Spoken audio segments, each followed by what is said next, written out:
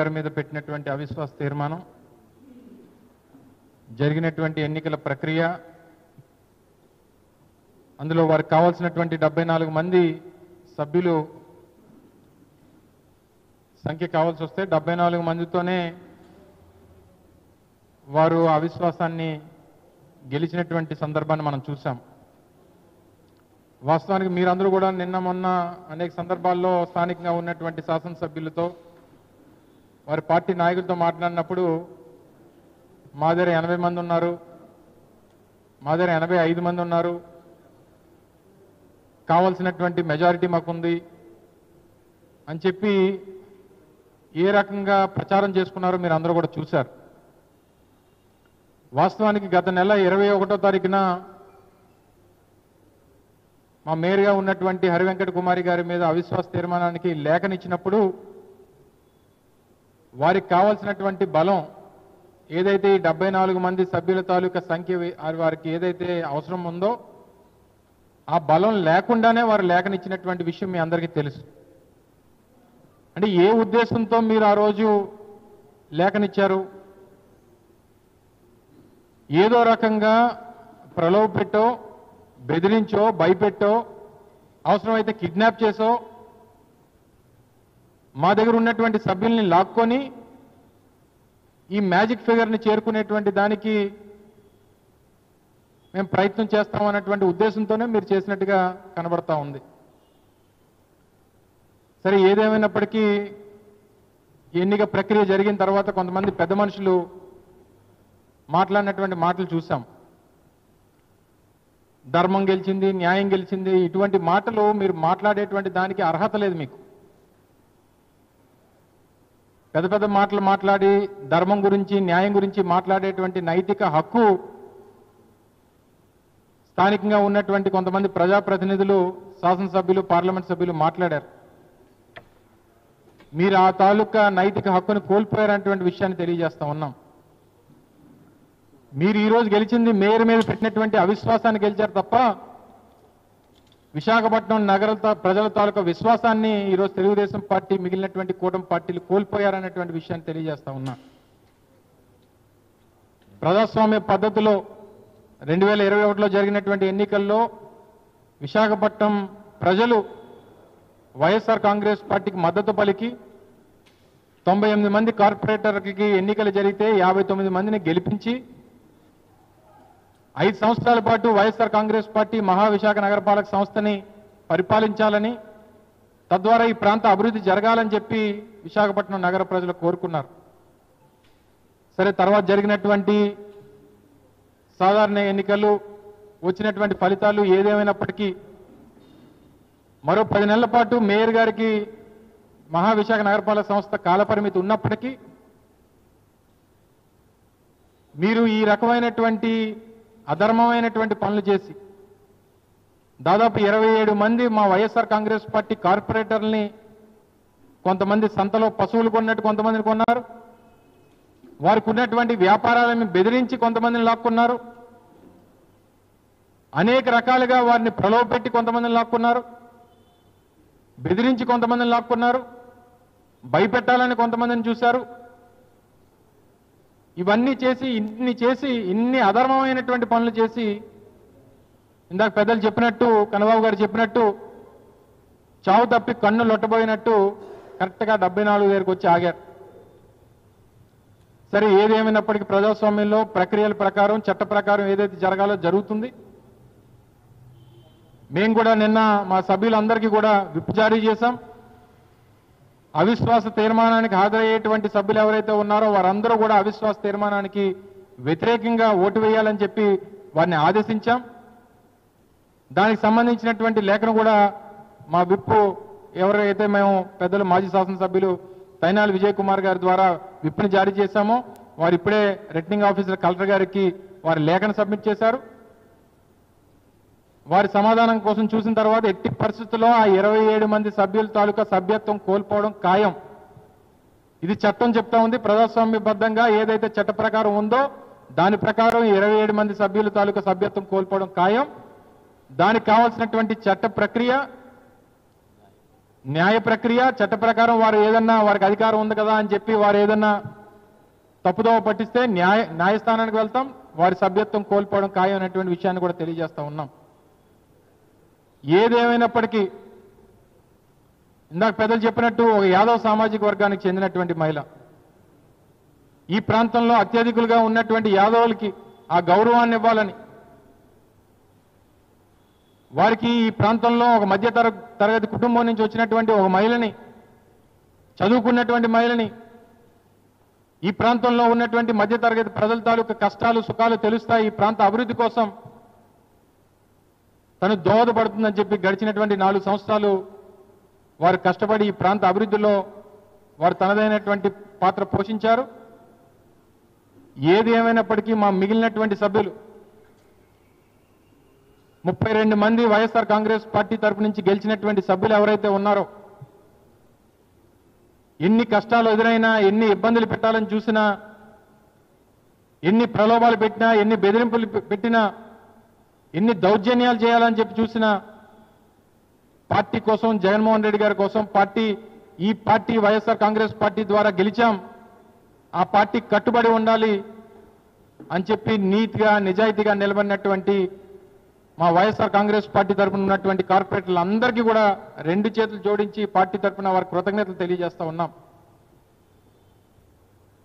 కొంతమంది మేము మా వారిని రక్షించుకోవాలని, వాళ్ళని ప్రొటెక్ట్ చేసుకోవాలనేటువంటి ఉద్దేశంతో మేము క్యాంపులు పెట్టాం. చివరికి అక్కడ కూడా విడిచిపెట్టేటువంటి దానికి వాళ్ళు వెనుకాడలేదు. నేను స్థానికంగా ఉన్నటువంటి తెలుగుదేశం పార్టీకి చెందినటువంటి కార్పొరేషన్ చైర్మన్లు ఇక్కడి నుంచి స్పెషల్ ఫ్లైట్లో కేరళ వెళ్ళి, మా కొంతమంది సభ్యులు మున్నార్లో వాళ్ళు ఉంటే ఆ ఉన్నటువంటి హోటల్కి వెళ్ళి స్థానికంగా ఉన్నటువంటి పోలీసుల్ని తీసుకొని, వారికి ఉన్నటువంటి అధికారాన్ని ఉపయోగించుకొని మా దళిత మహిళా కార్పొరేటర్ని కిడ్నాప్ చేసి తీసుకురావాలనేటువంటి ప్రయత్నాలు చేశారు. అవసరమైతే కొచ్చిన్ నుంచి మున్నార్ వరకు హెలికాప్టర్ కూడా అరేంజ్ చేస్తాం. ఇప్పటికే స్పెషల్ ఫ్లైట్ కొచ్చిన్ ఎయిర్పోర్ట్లో ఉంది. అది సీఎం రమేష్ గారి తాలూకా స్పెషల్ ఫ్లైట్ని కొచ్చిన్ ఎయిర్పోర్ట్లో పెట్టాం. మిమ్మల్ని హెలికాప్టర్లో మున్నార్ నుంచి కొచ్చిన్ తీసుకొని వెళ్ళి కొచ్చిన్ నుంచి విశాఖపట్నం తీసుకొస్తాం, మీరు రండి, వస్తారా రారా అని చెప్పి బెదిరించారు. ఒక దళిత మహిళా కార్పొరేటర్ తన రూమ్లో ఉండగా రాత్రి 1:30కి నిన్న రాత్రి 1:30కి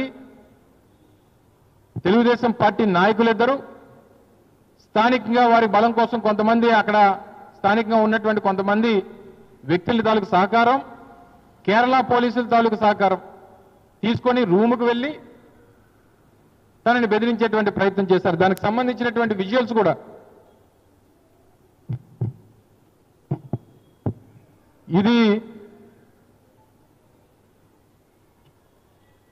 దానికి సంబంధించినటువంటి విజువల్స్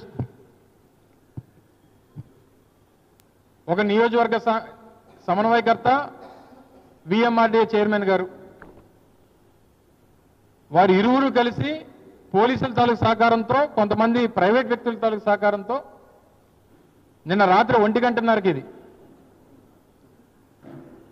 చూడండి ఏం చేస్తున్నారు.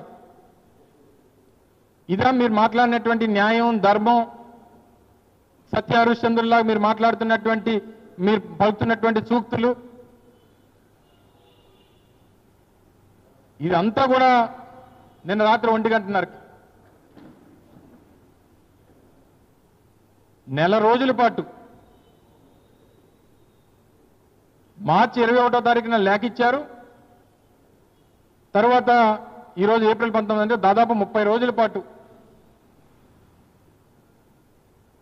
అనేక మంది మా వైఎస్ఆర్ కాంగ్రెస్ పార్టీ కార్పొరేటర్లు పోలీసుల్ని, స్థానికంగా ఉన్నటువంటి వారి ఇళ్ల దగ్గరికి పోలీసులు పంపించారు. చివరి కేరళలో ఉంటే కేరళలో ఉన్నటువంటి మా కార్పొరేటర్ల దగ్గరికి వారికి అధికారం ఉంది కాబట్టి స్థానికంగా వారి అధికారాలను ఉపయోగించుకొని మహిళా కార్పొరేటర్ గారి దగ్గరికి, ఇదిగోండి ఆ రూమ్ దగ్గరికి వెళ్ళి చేస్తున్నటువంటి రభస. ఫస్ట్ విజువల్ ఏమో హోటల్ లాబీలోది, ఇప్పుడు వస్తున్నటువంటి విజయాలు వారి రూమ్ దగ్గర చేస్తున్నటువంటి గొడవ. ఏం సమాధానం చెప్తారు దీనికి? ఇది ధర్మం, సత్యం, ధర్మం, వాళ్ళు దెయ్యాలు వేదాల వాళ్ళు ఇచ్చినట్టుగా వారు మాట్లాడుతున్నటువంటి మాటలు. ఇంకో విజయాలు,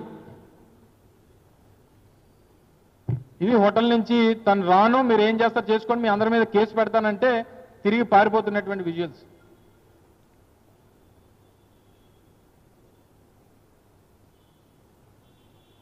ఇవన్నీ చేసి ఈరోజు మీరేదో ఆ 74తో చావు తప్పి కన్నులు అట్టుపోయినట్టు మీరు గెలిచి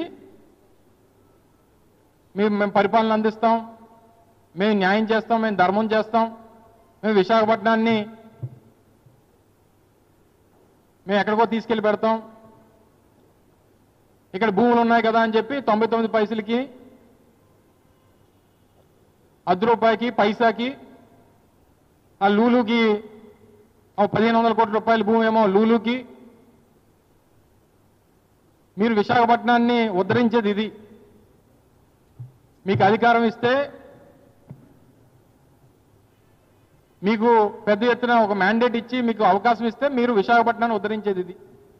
ఇవ్వండి, అమరావతిలో ఉంది కదా, మీకు బోల్డ్ అంత భూమి ఉంది కదా, మీ సొంత భూములు ఉన్నాయి.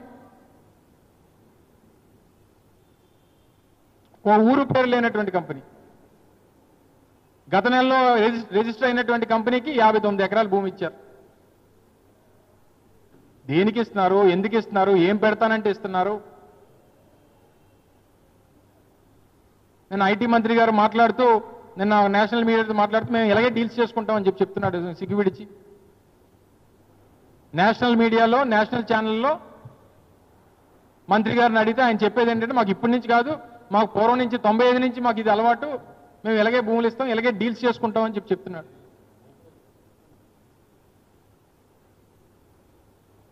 ఆ రోజు మేము ఇన్ఫోసిస్ తీసుకొచ్చినప్పుడు ఇన్ఫోసిస్ చెప్పాం, మీరు ముందు ఎస్టాబ్లిష్ చేయండి, మీకు భూమి కావాలంటే ఎంత భూమి కావాలంటే అంత ఇస్తాం చెప్పాము. వాళ్ళు తీసుకొని వచ్చాము, ఎస్టాబ్లిష్ చేయించాం. ఇప్పటికొచ్చి ఒక టీసీఎస్ ఎంప్లాయే ఈ రోజు వరకు ఇక్కడ వాళ్ళు వర్క్ అనేటువంటిది స్టార్ట్ చేయలేదు. అలా రోజు టీసీఎస్తో మాట్లాడింది మేము. ఇక రాకముందే 99 పైసలకి భూమి ఇచ్చారు. మీరు విశాఖపట్నాన్ని ఎవరికో దోచిపెట్టడానికి, మీకు ఇది కూడా ఉంటే, విశాఖపట్నం మేయర్ పీఠం కూడా ఉంటే మొత్తం మున్సిపాలిటీతో సహా చెత్తను కూడా ఎవరికో అప్పచెప్పి వచ్చేటువంటి ఉద్దేశంతో మీరు చేసేటువంటి ప్రయత్నాలు, మీ తాలూకా రాజకీయాలు ఇవి. సరే, ఏదేమైనప్పటికీ ప్రతిపక్షంగా వైఎస్ఆర్ కాంగ్రెస్ పార్టీ మా తాలూకా పోరాటాన్ని, అది ప్రతిపక్షంలో ఉన్నా మేము అధికారంలో ఉన్నా, ఒక బాధ్యతాయుతమైనటువంటి రాజకీయ పార్టీగా జగన్మోహన్ రెడ్డి గారి నాయకత్వంలో మా తాలూకా పాత్ర విశాఖపట్నం అభివృద్ధి కోసం, విశాఖపట్నం నగర ప్రజల కోసం అందరం కలిసికట్టుగా చేస్తాం. సరే, ఎన్నికలు అనేటువంటివి జరుగుతూ ఉంటాయి, ఇటువంటివి ఎదురవుతూ ఉంటాయి. కానీ కలిసికట్టుగా నిలబడి ఈరోజు పార్టీ కోసం కష్టపడి పనిచేసినటువంటి అనేక మంది నాయకులు, ముఖ్యంగా మాతో పాటు ఇంత కష్టకాలంలో కూడా నిలబడినటువంటి ఆ 32 మంది కార్పొరేటర్లు, వారందరికీ కూడా మరొకసారి వైఎస్ఆర్ కాంగ్రెస్ పార్టీ అంతా కూడా